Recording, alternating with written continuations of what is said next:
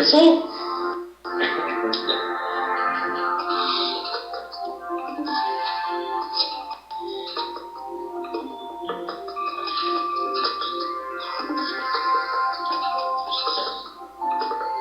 Boca no te muevas mucho, un poquito para remojar.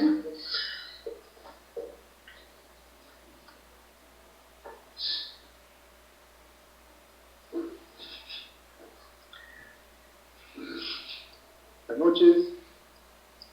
Damos comienzo al tercer día de la maratón de webinar en tiempos de COVID-19 organizado por AO Trauma Latinoamérica. Esta es la última sesión de este ciclo básico, en donde tenemos dos profesores. Primero va a ser el doctor Marcos Carrión Monsalve, de Cuenca, Ecuador, y nos va a hablar de patrones de estabilidad absoluta y relativa en las fracturas. Y posteriormente el doctor Pablo Barbosa, de Brasil, de Río de Janeiro, va a referirse sobre los principios VAGO en el tratamiento de fracturas articulares y fracturas diafisarias. Marcos tiene la palabra. ¿Me escuchan? ¿Me escuchan? Sí, perfecto. Buenas noches, amigos. Muchas gracias, Emilio, por tu amable introducción. Muchas gracias, Paulo, al equipo técnico y a todos ustedes por estar aquí. Quiero hablar ante ustedes en nombre del Board de Ecuador y de todos los miembros AO de Ecuador. Hoy vamos a hablar sobre patrones de estabilidad en el manejo de las fracturas, tanto estabilidad absoluta como relativa. No podría dejar pasar la ocasión de expresar mi profundo pesar por este duro momento que estamos viviendo en nuestro mundo. Pero sabemos que todos adelante, todos juntos podremos superar esta pandemia. Los objetivos de nuestra charla son entender los conceptos de estabilidad absoluta y relativa, conocer los métodos de estabilización absoluta y los métodos de estabilización relativa. Recordemos los 4 principios fundamentales en los que se basa la O. Primero, la reducción y fijación de las fracturas para restaurar la anatomía. En segundo lugar, la fijación de la fractura con estabilidad absoluta o relativa según las características de la fractura, del paciente y de la lesión, que es lo que hoy nos atañe. Tercero, preservar la vascularización de los tejidos. Y cuarto, una movilización y rehabilitación precoz. ¿Qué es la estabilidad de una fractura? Podemos definirla como la capacidad de un hueso fracturado de resistir una deformación cuando se le aplica una fuerza razonable y volver a su posición original cuando se retira dicha fuerza. Pero ¿de cuánta deformación posible estamos hablando? Para esto, quiero recordar y hacer un homenaje al profesor Stefan Perren, que falleció recientemente en noviembre en Davos y a quien se le rindió un muy merecido homenaje en los cursos de diciembre de Davos. El profesor Perren fue el director del Instituto de Investigación AO durante muchos años y es muy conocido por su famosa teoría del strain, que fue lanzada en 1978. Este artículo, publicado por el grupo de Chris Moran en el Journal of Bone británico del 2016, y del cual nuestro amigo Cody Kojima es coautor, explica muy claramente la relación de la ley de Wolff, de la teoría del strain de Perren y el concepto del mecanostato de Frost. El strain es una palabra muy difícil de expresar en español, no tiene una traducción exacta, pero puede ser entendido como la deformación. En algunos casos también se le llama tensión, pero quizá el concepto de deformación es un poco más preciso. La deformación y el strain significa el cambio de longitud o forma de un material cuando una determinada fuerza es aplicada. Esto se expresa como un porcentaje.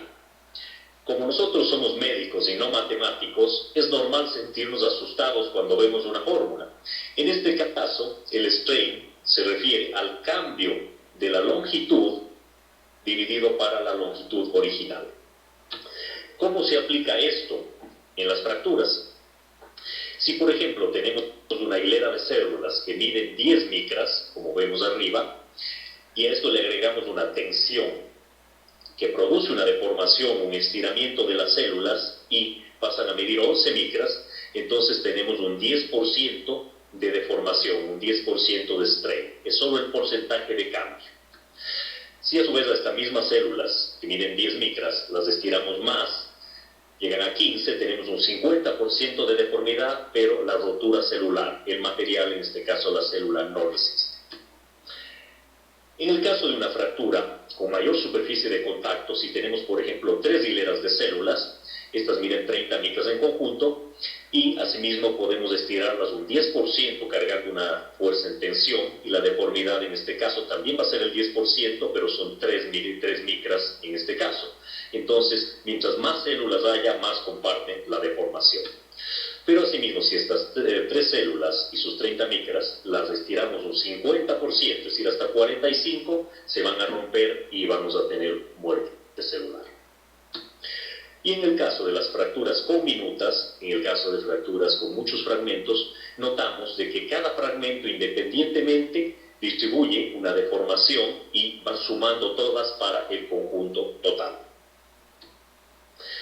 Entonces, contestando la pregunta de cuánta deformación soporta una fractura, cuando esta deformación es ninguna o mínima, es decir, es de hasta un 2%, estamos hablando de una estabilidad absoluta.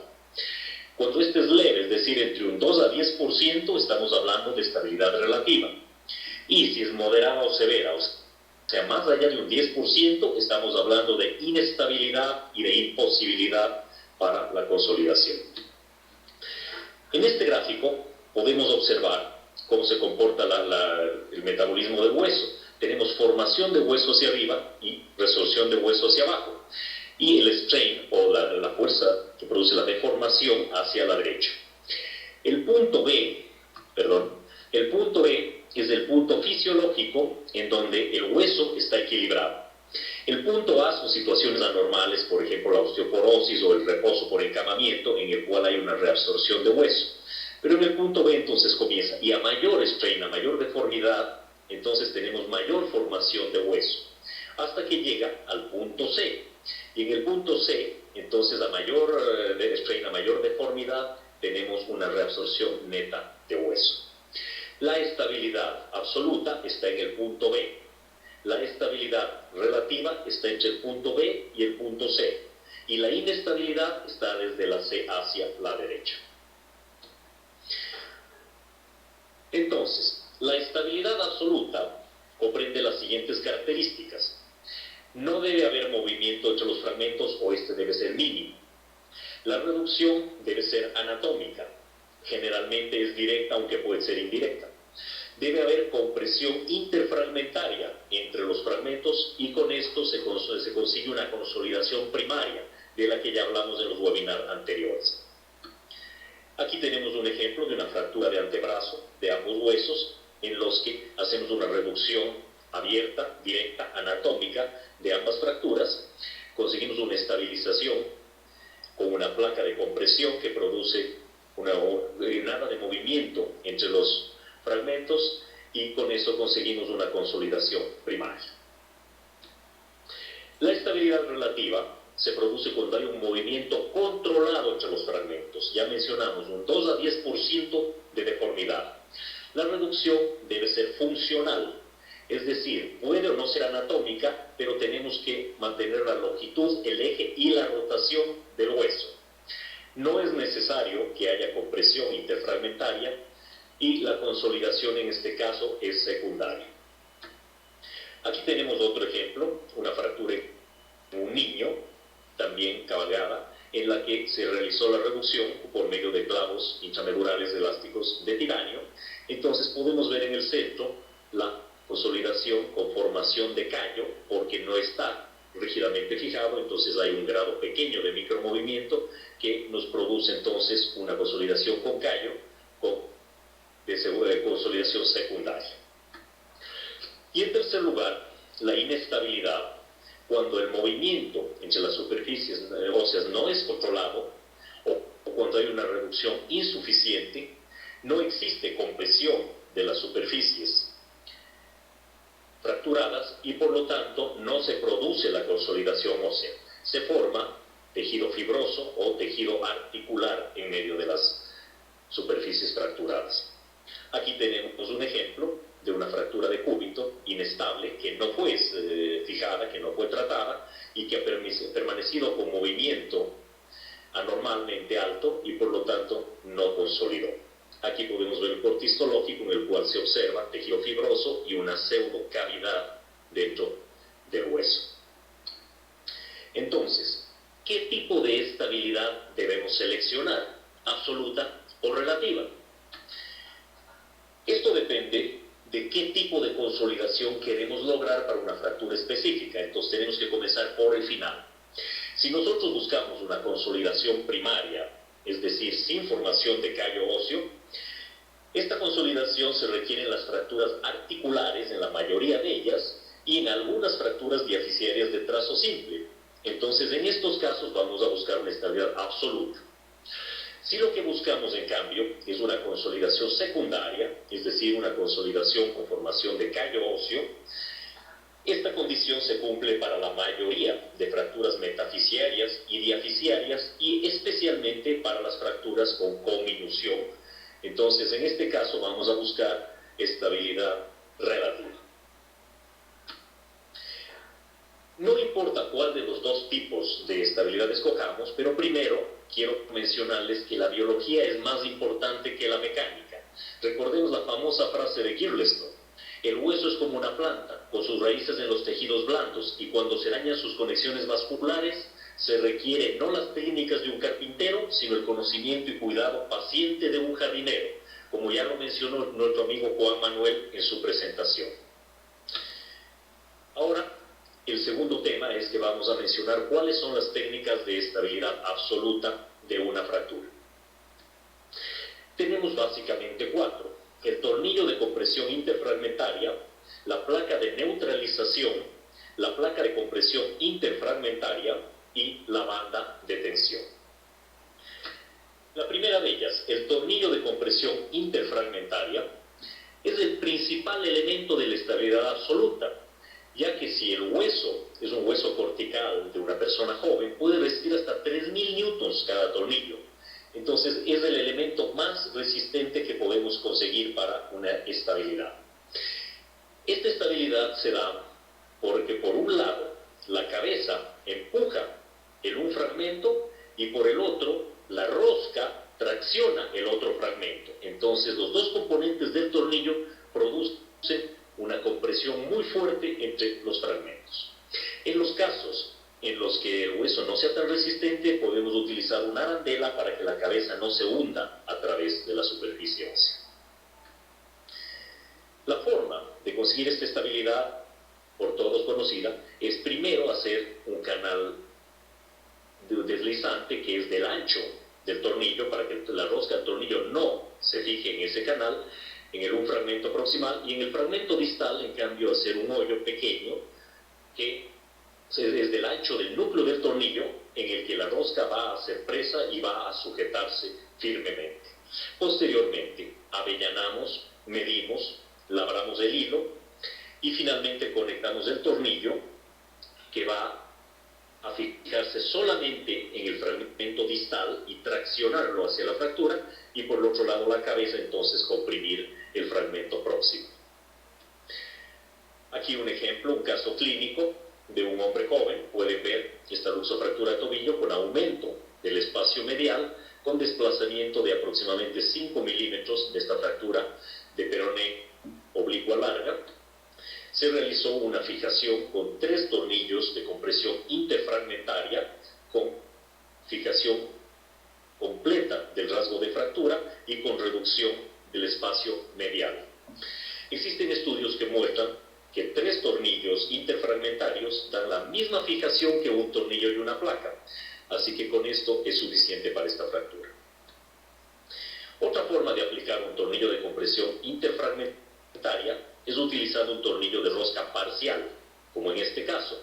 Entonces la rosca va a anclar solamente en el fragmento distal y la cabeza con arandela, como vemos aquí, va a empujar el fragmento proximal para conseguir la compresión. Aquí un caso clínico de un paciente con una fractura de platillos tibial, Schatzker 1, levemente desplazada, en la que se realizó una reducción asistida percutáneamente y bajo rayos X, y la fijación con 2 tornillos canulados con arandela cada uno. El segundo método de fijación es la placa de neutralización. ¿En qué consiste? La placa de neutralización también se llama placa de protección, son nombres sinónimos que dependen del idioma. Se coloca además de los tornillos interfragmentarios, porque el tornillo interfragmentario, como pueden ver en el dibujo, el tornillo es muy bueno para resistir las fuerzas de tracción, las fuerzas de separación, pero en cambio no es bueno para resistir las fuerzas de flexión, cizallamiento y torsión, neutralizar estas fuerzas. Entonces, ¿cuándo utilizamos esta placa? Cuando por la configuración del rasgo de fractura no se puede colocar suficientes tornillos, por ejemplo solamente uno, o en huesos de alta demanda. No podemos fijar una tibia o un fémur solamente con 3 tornillos de compresión interfragmentaria, entonces en esos casos es indispensable añadir una placa de neutralización.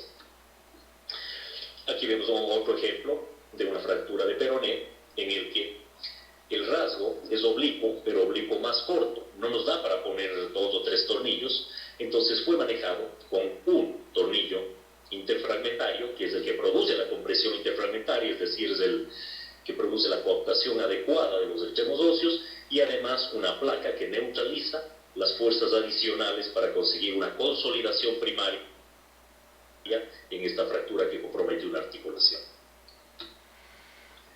Aquí tenemos otro caso, una fractura de pierna en una mujer joven, en la que se decidió, por las condiciones de la paciente, realizar una fijación con placa, la planificación preoperatoria, tornillos de compresión interfragmentaria y una placa de neutralización, y el resultado final en el que tenemos los tornillos comprimiendo la fractura y una placa que neutraliza las fuerzas adicionales. El tercer método de estabilidad absoluta es la placa de compresión interfragmentaria. Esta placa puede realizar compresión por medio de 4 técnicas a su vez: el agujero de compresión dinámica, el pretensado de la placa, tornillos interfragmentarios como los que acabamos de ver pero a través de la placa, y el dispositivo de tensión articulada. El agujero de compresión interfragmentaria es este que está aquí. Las placas más utilizadas hoy por hoy son las placas de CDCP o las placas de compresión bloqueada, que podemos ver que la LCDCP tiene el agujero ovalado y que su borde es biselado. Esta es el aislamiento del tornillo y la compresión. Y la LCP, en cambio, tiene un hueco combi hole, que es combinado, tiene la mitad, que es del hueco ovalado con el borde biselado, y la otra mitad de un tornillo roscado. Este agujero ovalado nos permite, por el uso de la guiada, poder hacer un agujero excéntrico, es decir, en el borde del agujero, y en los casos se necesite también hacer un agujero céntrico con la guía de compresión verde. Aquí podemos ver a la derecha la representación gráfica de cuando el tornillo llega al borde del agujero y la cabeza se apoya en el bisel. Entonces, al seguirlo ajustando, el tornillo automáticamente hacia la fractura, compresión del... Aquí otra forma de representar esto, en el que vemos cómo el tornillo se apoya en el borde y comprime la fractura hacia el foco. Aquí la vemos más comprimida, y en los casos de los que es necesario se puede poner incluso un segundo tornillo de compresión para conseguir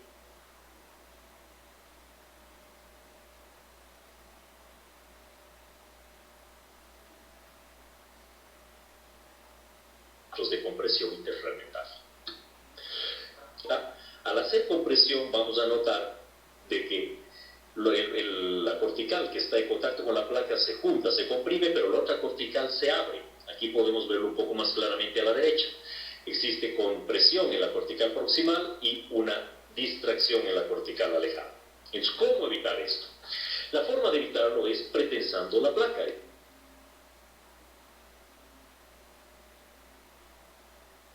Es decir, dándole una curvatura a la placa hueso. ¿Cuánto pretende ser una placa? Una pregunta difícil. Generalmente para una placa de pequeño fragmento de 6 orificios se pretensa de tal manera que se levante alrededor de 1 milímetro de la superficie, y para una placa de gran fragmento de 12 orificios se pretensa alrededor de 2 a 3 milímetros que se levante de la superficie. Entonces, al nosotros colocar la placa pretensada y apretar los tornillos centrales, vamos a conseguir que la cortical proximal busque contacto, que la placa transmita esta fuerza a la cortical opuesta y que se produzca a la vez compresión en la cortical proximal y en la cortical opuesta. El tercer método con la placa es el colocar tornillos interfragmentarios a través de la placa. Como pueden ver en el dibujo de la izquierda, en un fragmento, el que está junto a la placa, se ha labrado un canal liso y en el otro fragmento un canal roscado. Es decir, al apretar este tornillo va a traer el fragmento distal hacia la placa y nos va a ayudar a comprimir la fractura. Y el cuarto método es el tensor articulado, ya no muy conocido hoy, pero que en algunos casos es de mucha utilidad. Es este pequeño aparato de la izquierda que se conecta, como pueden ver, a la derecha a través de un tornillo atornillado en el hueso y un gancho en el hueco, en el agujero más distal de la placa. Entonces se lo va tensando conforme indica.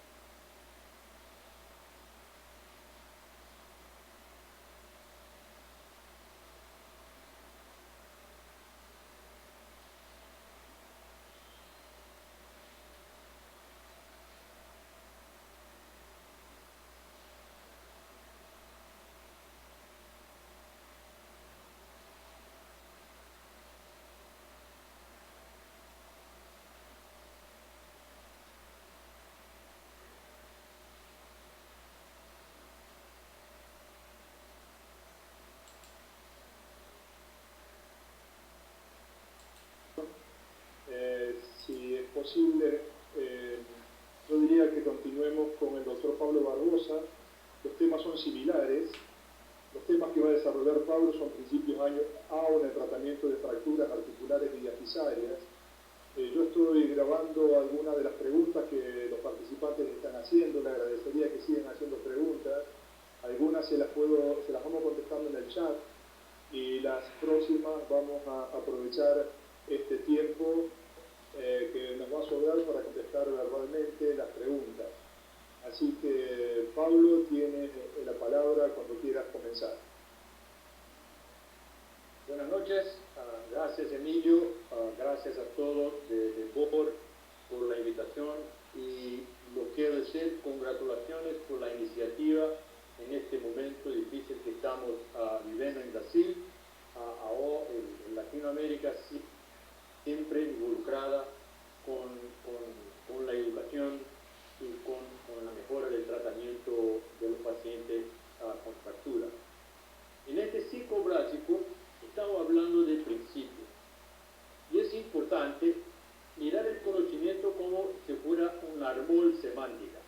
Hay que certificar que nosotros entendemos los principios fundamentales, o sea, con el tallo y con las hojas grandes, antes de pensar en las hojas y en los detalles.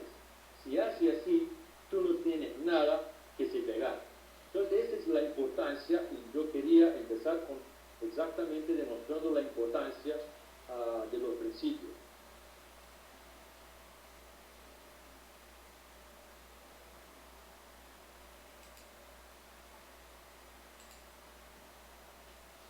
Estamos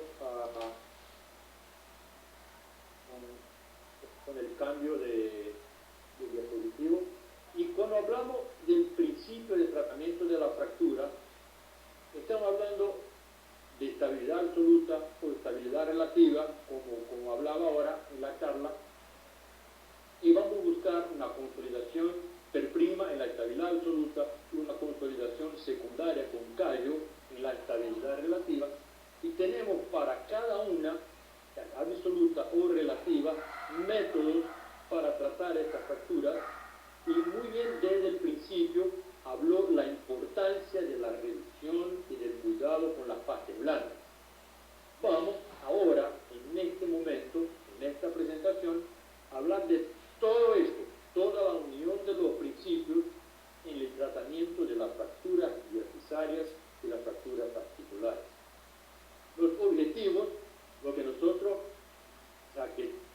hacer en esta presentación es exactamente hacer una definición, hablar de la biomecánica, la importancia de la reducción y fijación, tanto para una fractura diafisaria como para una fractura articular. Empezamos con la fractura diafisarias, una vez más con el principio que va a nos orientar en el tratamiento de estas fracturas. Y para esta primera parte de la presentación vamos a definir y decir la función de una diáfisis, cuál es el patrón de una fractura diafisaria, por qué optamos por el tratamiento quirúrgico y la importancia de la diferencia entre una reducción anatómica y que se llama una reducción funcional, y obviamente vamos a hablar un poco de los métodos de fijación. Entonces, ¿cuál es la función de una diáfisis?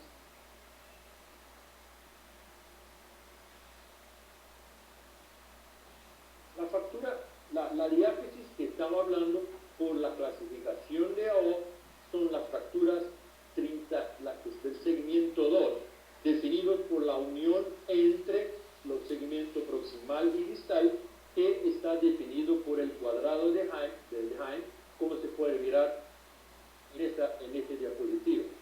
En la subdivisión, que son las fracturas de trazos simples, la fractura A, la fractura que tiene una asa de mariposa, una cuña, que es con la fractura B, y las fracturas multifragmentarias, que son las fracturas C. Una diáfisis tiene una función extremadamente importante, que es conectar la epífisis, la parte proximal, con la parte distal, y es una inserción muscular o anclaje de los músculos que van a hacer la función de la articulación proximal y la articulación distal. El eje mecánico, donde se transmite la carga axial, esto es extremadamente importante, mucho más en el miembro inferior, pero no menos en el miembro superior, y las medidas, las características más importantes es la longitud, el eje y la rotación del miembro afectado, y esto van a ser los parámetros de evaluación de nuestra reducción en el tratamiento de estas fracturas. El patrón de una fractura diafisaria es extremadamente importante. Nosotros, al mirar una radiografía, debemos comprender que existe una energía que está disipada por la fractura. La lesión de partes blandas y las lesiones asociadas son extremadamente importantes, tanto en el sitio de la fractura como por el envelope muscular, y obviamente la calidad del tejido óseo vamos a tener la importancia para definir el tratamiento. En esta diapositiva estamos mirando una fractura de tibia con angulación anterior y angulación posterior. Se puede decir que son fracturas similares, pero cuando miramos la anatomía, en esta fractura la lesión de partes blandas anterior es menor que si hay un desplazamiento posterior, donde la lesión muscular es más importante, más grande, y es una fractura que tiene un comprometimiento más grave que la fractura en la izquierda. Y esto, por la clasificación de AO, el patrón de fractura es la clave para el tratamiento adecuado, y es obviamente la base de la clasificación AO. Tenemos las fracturas más simples, que son las fracturas, en este caso el fémur 32 a 1, que son traumas indirectos de menor energía. En general, la lesión de parte blanda no es tan importante, y el tratamiento o la consolidación es mejor porque tenemos un contacto entre los fragmentos mejor. Y las fracturas, que son las fracturas B, donde hay un segmento o donde hay una cuña, son fracturas en que el trauma sigue una deformidad angular, y esto significa que es una lesión que tiene una energía más importante. Por eso la lesión de parte blanda es más importante, hay un comprometimiento de la parte blanda que es mayor, tenemos un contacto menor entre los fragmentos, y esto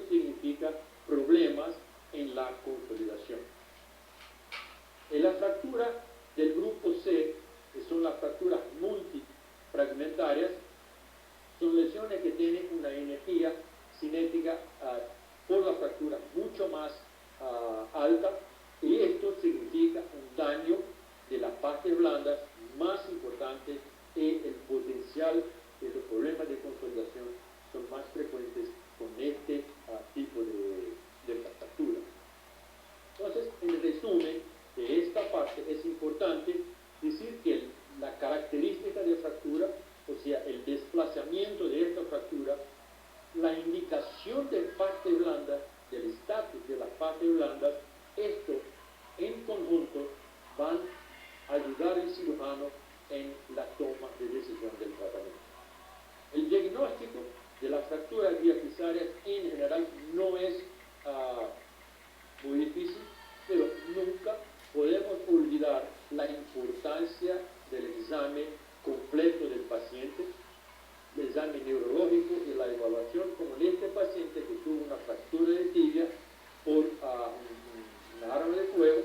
Este es el orificio de entrada, pero cuando examinamos el paciente se queda claro el compromiso vascular que tiene este paciente, que se caracteriza el diagnóstico de una síndrome compartimental con una inflamación que necesita reparo, y el paciente es tratado con una fasciotomía, fijación de la fractura y la cicatrización ósea, que es más importante. La cicatrización de la placa blanda ocurre después de un par de semanas con el tratamiento adecuado del hueso y de la parte blanda. El diagnóstico de la imagen con las radiografías antero-posterior y lateral en general es suficiente, pero es muy importante la articulación arriba y abajo de la fractura. Miren, en esta fractura del fémur, si no tenemos una visión del cuello, no vamos a hacer el diagnóstico de una fractura asociada del cuello, y si no tenemos la visión de la rodilla, no vamos a hacer un diagnóstico de una fractura, una infección del cruzado anterior, y mucho menos de una fractura del platillo tibial lateral. Entonces el diagnóstico de la imagen es importante, articulación arriba y abajo, y este diagnóstico no termina después de la fijación de la fractura, como en esta fractura del fémur, se fijó con un clavo, pero al final de la operación, examen de la rodilla, está claro que hay una lesión compleja del ligamento colateral medial, el ligamento cruzado anterior y el ligamento cruzado posterior, que no se puede hacer con el paciente en la fase aguda en la fractura. El tratamiento quirúrgico en general para las fracturas diafisarias sigue los principios del planeamiento preoperatorio, donde vamos a buscar cuál es el principio que vamos a utilizar, estabilidad absoluta o estabilidad relativa, cuál implante que nosotros vamos a utilizar, el abordaje, cómo vamos a reducir y después, al final, cómo vamos a fijar la fractura. En la fractura diafisaria es extremadamente importante el concepto de la reducción. En este caso, estamos buscando lograr una reducción que llamamos reducción funcional o alineamiento anatómico. ¿Qué es esto? Buscamos restaurar alineamiento, comprimento, la longitud y rotación de los fragmentos con una técnica que va a hacer el menor daño vascular, menor daño de las partes blandas. Lo que queremos es restaurar la longitud, evitar la angulación y no tener la rotación. Se puede hacer de reducción de una forma directa si necesitamos una reducción anatómica abierta, pero cuidado con las partes blandas para no hacer una desvascularización. Cuando queremos o cuando utilizamos estabilidad absoluta en el tratamiento de esta fractura.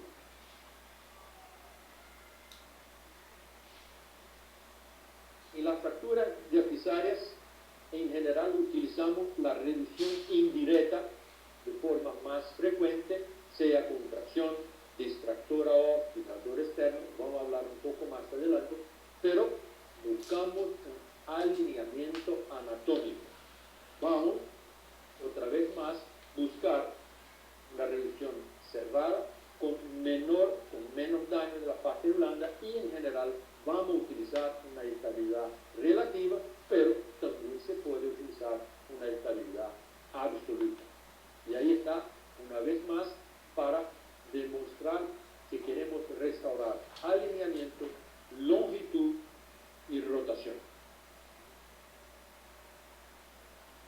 Ese es un paciente paciente politraumatizado con una fractura bilateral del fémur y una fractura de húmero, en que este paciente enfermo politrauma hace un control de daño con el fijador externo transarticular.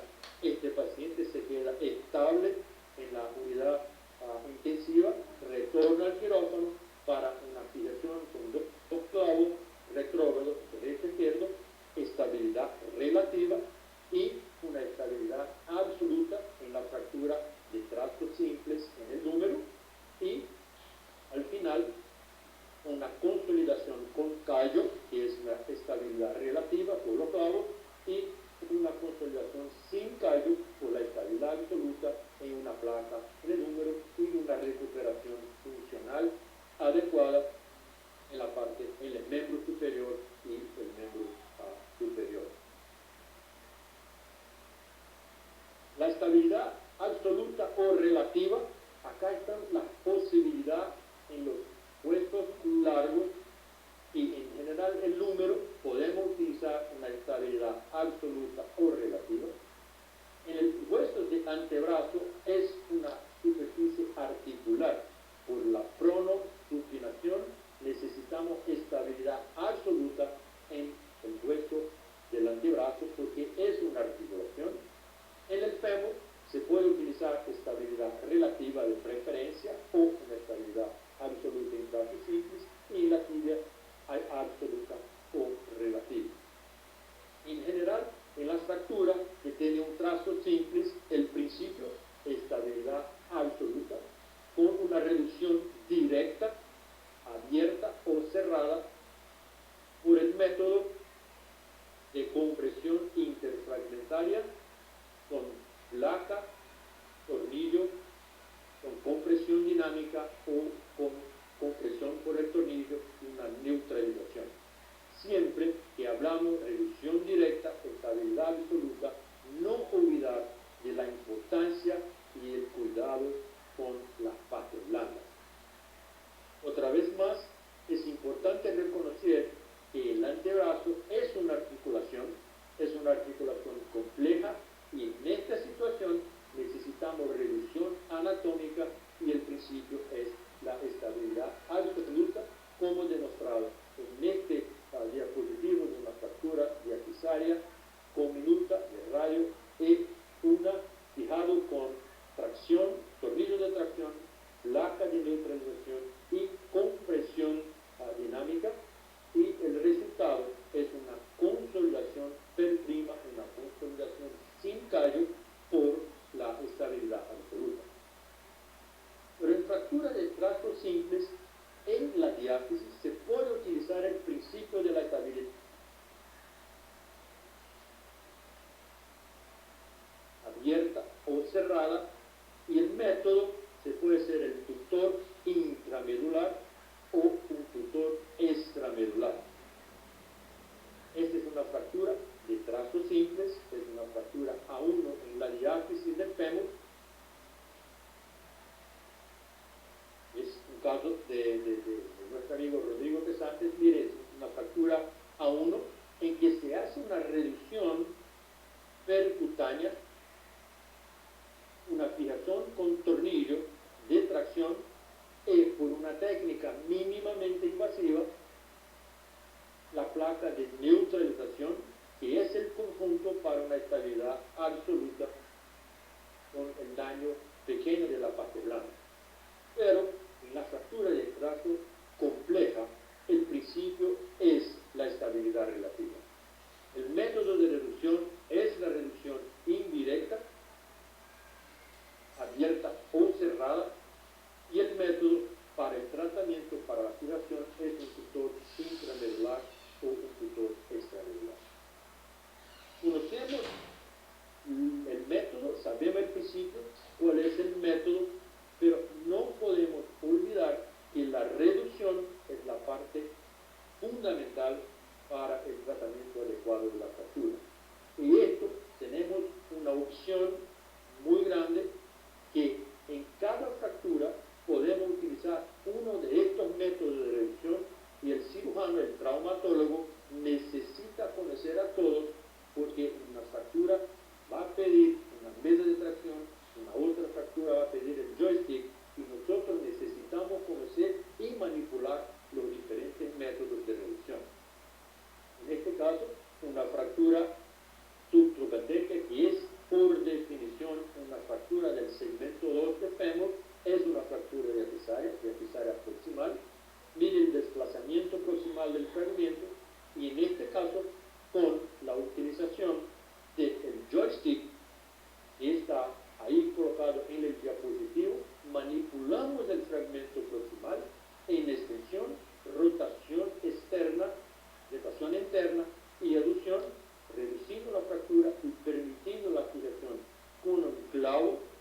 está el punto de entrada, la reducción con el joystick que se mira en la diapositiva derecha, la inserción del clavo con la fractura reducida, como se puede ver, el final con alineamiento anatómico de esta fractura, y acá la radiografía con un año y una fractura con consolidación, con callo, porque el método es una estabilidad relativa.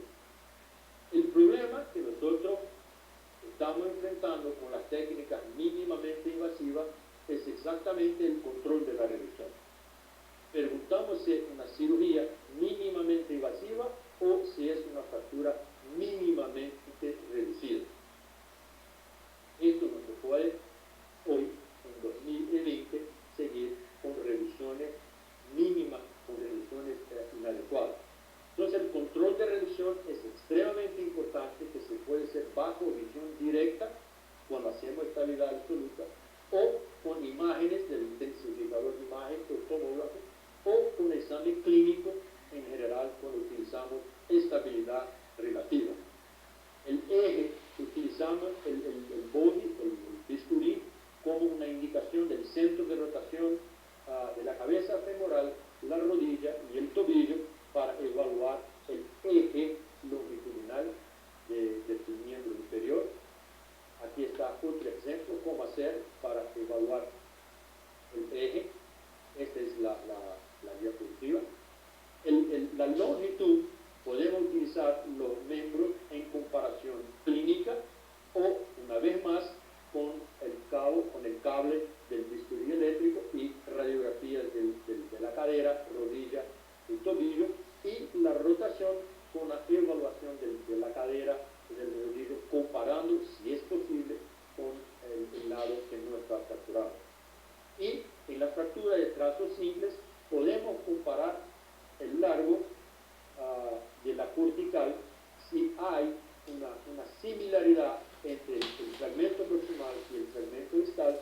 Está seguro que no hay rotación, pero si hay un largo diferente, estamos seguros que hay una deformidad rotacional, y esto necesita corrección.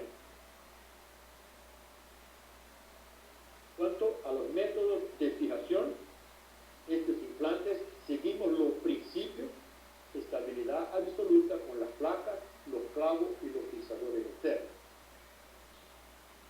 Comparando el clavo con la placa es un sistema que no va a compartir la carga, y el clavo compartirá la carga entre hueso y implante.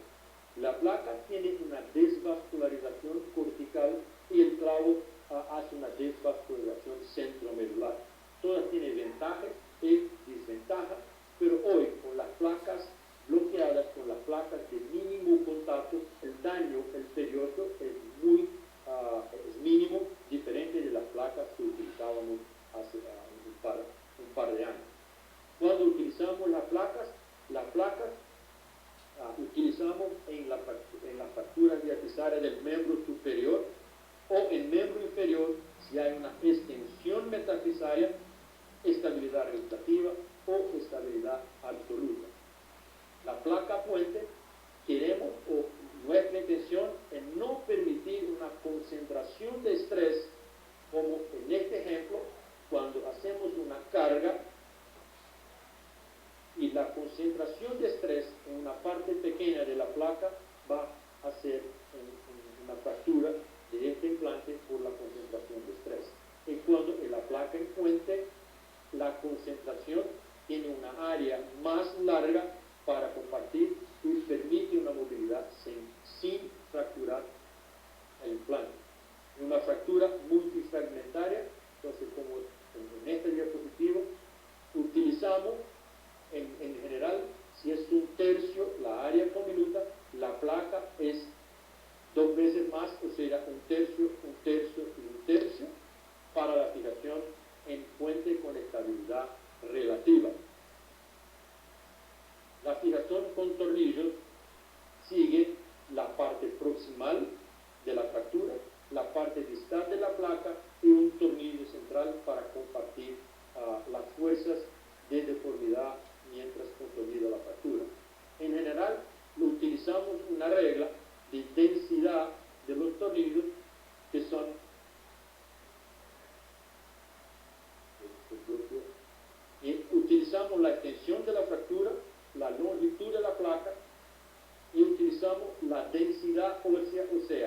división del número de orificios por tornillo, y en general es 0.5. Si tenemos 8 orificios, utilizamos menos que 4 tornillos, como está en la diapositiva. Entonces tenemos la extensión de la fractura, es definición de la longitud de la placa, y la densidad es la definición de cuántos tornillos vamos a poner en cada segmento. Este es un ejemplo de una fractura diafisaria de húmero, una fractura de trazos simples, tratada con la técnica mínimamente invasiva, una técnica descrita y publicada por Belangelo, con resultados muy buenos en la fractura del húmero. Es la técnica mínimamente invasiva.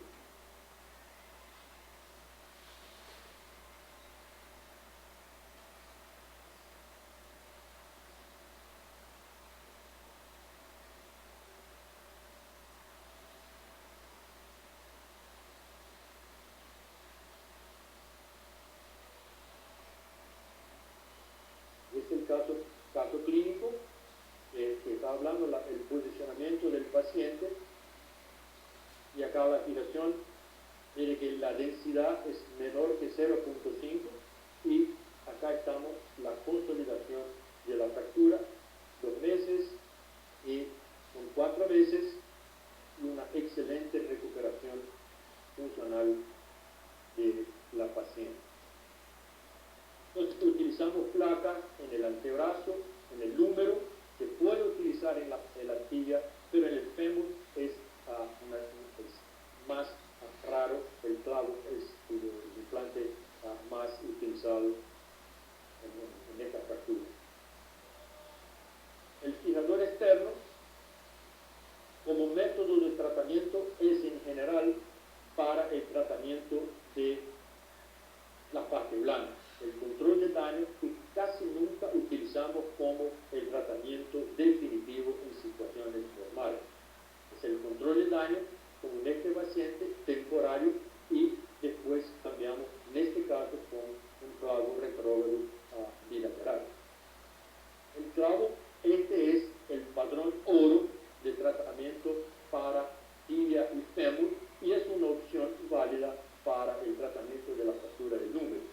Con este paciente de 74 años con una fractura segmental, tratado con un clavo, 4 meses, y la consolidación final del tratamiento de la fractura segmentaria de tibia. Entonces el clavo podemos decir que es el patrón oro en la fractura de miembros inferiores, y una opción en la fractura diafisaria. Las placas o el fijador interno es una opción excelente si hay una extensión metafisaria o una extensión articular en huesos osteoporóticos, o si el canal está ocupado por implantes previos, o si hay una deformidad, y en este caso una fractura con extensión articular metafisaria con un fijador interno tratado con técnica mínimamente invasiva. Podemos decir que la fractura diafisaria, la reducción, buscamos recuperar el alineamiento, eje, longitud y rotación. Hay una opción de una reducción anatómica, pero en general es la reducción funcional. El patrón de la lesión va a guiar el traumatólogo en el tratamiento, y esto se llama las condiciones de parte blanca.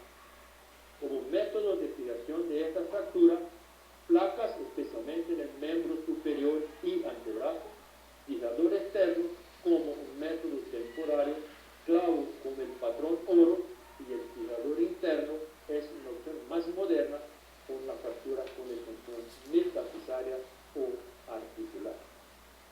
Creo que terminamos ahora el módulo de fracturas diafisarias, y le pregunto al moderador Emilio si seguimos o hacemos preguntas, o si retornamos para hablar la presentación sobre los principios de estabilidad absoluta y estabilidad relativa. Estamos muy cortos en tiempo, por lo tanto lo que les propongo es que pasemos a contestar algunas preguntas. Los participantes han hecho preguntas muy buenas, así que aprovecho que está hablando Pablo y la primera, una buena pregunta que nos hacen es, en el caso de colocar tornillos poste para las astas intramedulares, para los clavos intramedulares, en fracturas oblicuas y en fracturas oblicuas cortas, ¿dónde elige colocar el poste? Emilio, esa es una pregunta muy interesante con la técnica. En general, seguimos la opción de poner el tornillo en el fragmento corto, en la concavidad de la deformidad perpendicular al eje de desplazamiento. Entonces, si es una fractura proximal de tibia con desplazamiento en varo, vamos a poner en la parte lateral de la tibia, en el fragmento proximal perpendicular, o sea, de anterior a posterior. Así, el tornillo pole es en realidad un poste para permitir la revisión. Este es el concepto que aprendí y que sigo para fractura, no corrección de deformidad. Gracias, espero, Liliana de México hizo esa pregunta, espero que te encuentres respondida. Sandro Rodríguez de Perú pregunta, ¿cuál es el principio aplicado por las placas de bloqueo en la estabilización de las fracturas articulares? Creo que la pregunta es, ¿qué función cumple la placa? Ejemplo, en una fractura articular de platillo de meseta tibial, la placa que apoya. ¿Puede contestar Pablo? Creo que la placa, el implante tiene diversas o variables funciones. En general, el más frecuente por una fractura de platillo es una placa de soporte. Es una placa que va a impedir la fuerza del cizallamiento. Pero por los orificios de la placa se puede hacer una compresión, si es una fractura en cizallamiento, si es una fractura de trazos simples, se puede hacer una compresión. Los tornillos bloqueados no permiten compresión en la fractura, permiten la fijación de la placa en el hueso y no compresión, y es necesario tornillos convencionales con la técnica del túnel liso o con tornillos de rosca parcial. Rogelio Santos Vargas de Brasil pregunta, ¿el pretensionamiento es empírico? ¿Cómo calcular o medir el pretensado en una fractura 3-2-C3? El pretensionamiento... Esa es una fractura multifraccional. Fala, Pablo. Utilizamos el pretensionamiento cuando buscamos la estabilidad absoluta. La estabilidad absoluta, en general, el fémur, con las placas anchas, la medida es un tornillo de Kirchner de 2 milímetros. Entonces, esta es la cantidad de angulación que vamos a dar. Si es una placa 3.5, utilizamos un tornillo a 1.5 como referencia para el pretensionamiento. Pero si es una fractura con minuta, el método de estabilidad es una estabilidad relativa con la placa, y en este caso nosotros no buscamos el pretensionamiento porque la función de la placa es diferente. Creo que algo más a presentar, Emilio. No, perfecto, yo pienso lo mismo. Yo creo que hay conceptos. El pretensado es para estabilidad absoluta, y la estabilidad absoluta se logra solamente en fracturas de trazo simple. La fractura de trazo con minuto no hay posibilidad de obtener estabilidad absoluta, o sea, es para estabilidad relativa. Pero está bien que se hagan estas preguntas porque es necesario aclarar, porque si no se nos arma un poco tendríamos algunos problemas. Renato Sal Zapata de Perú ha sido muy activo en las preguntas. Y una de las preguntas para Pablo es, para realizar la dinamización tras la colocación de un clavo endomedular, la AO menciona que debe hacerse en un espacio entre el fragmento menor de 2 milímetros. ¿Se puede realizar dinamización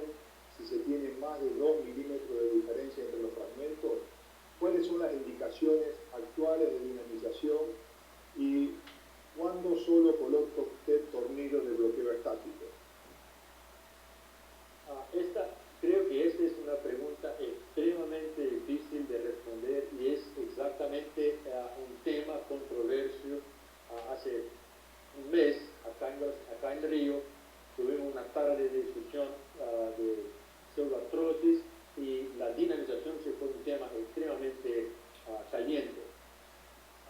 Mi opción, basado en la publicación de Brunbeck para las fracturas apizares de fémur y tibia, utiliza el clavo fresado con bloqueo duplo estático, carga precoz. La dinamización, yo, Pablo Barbosa, casi no utilizo, porque creo que la estabilidad relativa, por definición, es suficiente. Por eso utilizo el clavo estático con bloqueo duplo. Pero la dinamización se puede hacer en la fractura que está con el proceso de consolidación un poco más lento, más de vagar, y queremos acrecentar un poco más de carga en el sitio de la fractura durante el tratamiento y no después de 5 o 6 meses. Lo que quería decir es que es muy importante no confiar en dinamización como solución para el gap en la fractura. No permitir el gap es el secreto para la consolidación. Y si tiene un gap, no vamos a acreditar que la dinamización va a ser suficiente para disminuir y consolidar la fractura. Es un tema controverso. La literatura es controversa cuanto a la indicación de la dinamización. No sé qué piensas, Emilio, sobre el tema. Yo también. Yo creo que la dinamización fue una etapa en la historia de los clavos intramedulares y ahora queda solamente como opción en el caso de que haya un retardo de consolidación como el método más fácil para hacer algo para ayudar a consolidar. Pero no tiene que ser hoy una regla la dinamización como era originariamente cuando empezaron los clavos intramedulares bloqueados en la década del 80 y del 90. Pablo, se nos está acabando el tiempo. Antes de cerrar, quiero quedar bien con Renato, con la gente de Perú, porque fueron muy activos en las preguntas. Y esta es muy interesante. Dice, en una fractura de un trazo simple, oblicuo, largo, una fractura espiroidea, ¿cómo determina usted cuántos tornillos interfragmentarios va a colocar? El concepto de densidad de tornillos placa lo determina sumando todos los agujeros de la placa para que sea menor de 0,5 y también se puede sacar el fragmento, o sea, eso lo tiene con las placas LCP o con las placas convencionales.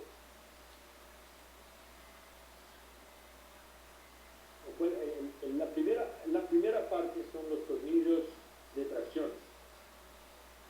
Sí, es una área larga. Los interfragmentarios. Tornillos interfragmentarios.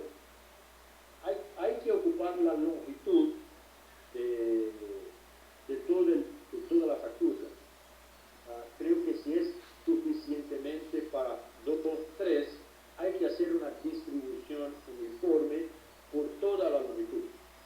La influencia es el diámetro del tornillo, que vamos a utilizar 4, 5, 5, 0, 3, 3.5. Esto va a vencer. Y no mantener estos tornillos en solo un plano. Si es una fractura espiroidea, hay que seguir los trazos perpendicular a él. La cantidad de tornillos en el fragmento proximal y en el fragmento distal en estabilidad absoluta, en general, pensamos en una placa larga, en el fémur, por ejemplo, son un mínimo de 8 corticales proximal y distal, en el número igual. Entonces, esto va a depender si es húmero, si es fémur, si es antebrazo o si es tibia. Pero en general es 8 en el fémur, 6 o 8 en la tibia, 6 en el antebrazo y el número entre 6 y 8. Hay una pregunta más, ¿no? Hay un segmento más de esta pregunta. No, era qué cantidad ¿cómo calculabas al poner estas placas de neutralización, cómo calculabas la densidad de 0,5 en estas fracturas helicoidales altas? Si usted quiere estabilidad absoluta, hay una definición, yo que hablé ahora. Si estamos con estabilidad relativa, vamos a utilizar el 1/3, entonces vamos a ver la longitud de la fractura es 1/3 arriba, 1/3 abajo, y los tornillos, el primer